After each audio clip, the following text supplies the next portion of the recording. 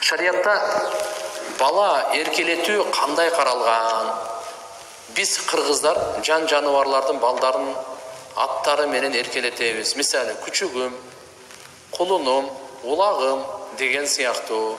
Араб элдеринде иттин баласы деген начар адамдарды айтышат турбайбы? Дегеле динибизде, шариятыбызда балдарды туура эркелетүү өкүмү кандай? Эркелетүү пайгамбарыбыздын сүннөтү. Бирок азыркындай сөз урп адатка байланган. Кээ бир сөздөр бизде урп адаттагылар аларга жакпайт. Алардыкы болсо бизге жакпайт.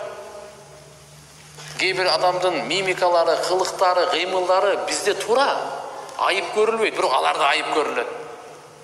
Андайлар көрсөтсөң уят болот бизде мисалы.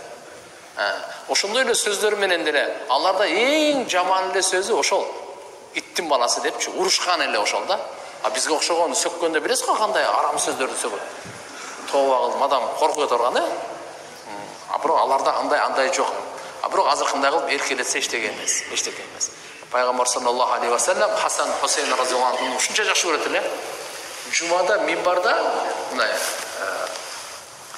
хутба айтат го. Небереси келгенди көрүп хутбаны таштап коюп өтүшкөн да.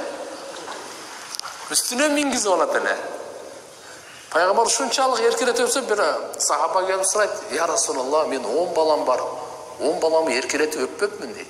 Пайгамбарыбыз айтат: "Ким райым кылбаса, райымдуулук кылбайт" деди. Балдарга райымдуулук кылуу бул пайгамбарыбыз саллаллаху алейхи ва салламдын сүннөтү бул. Азыркындай бирок эми сиз айтып аткандай мына жаныбарлардын аттарын эми күчүгүм дейт, мышыгым дейт, башка дейт.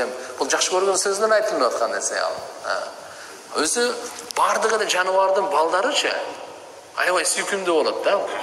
Кичинекейинде чоңойгондо ал деле уже жакпай калат да.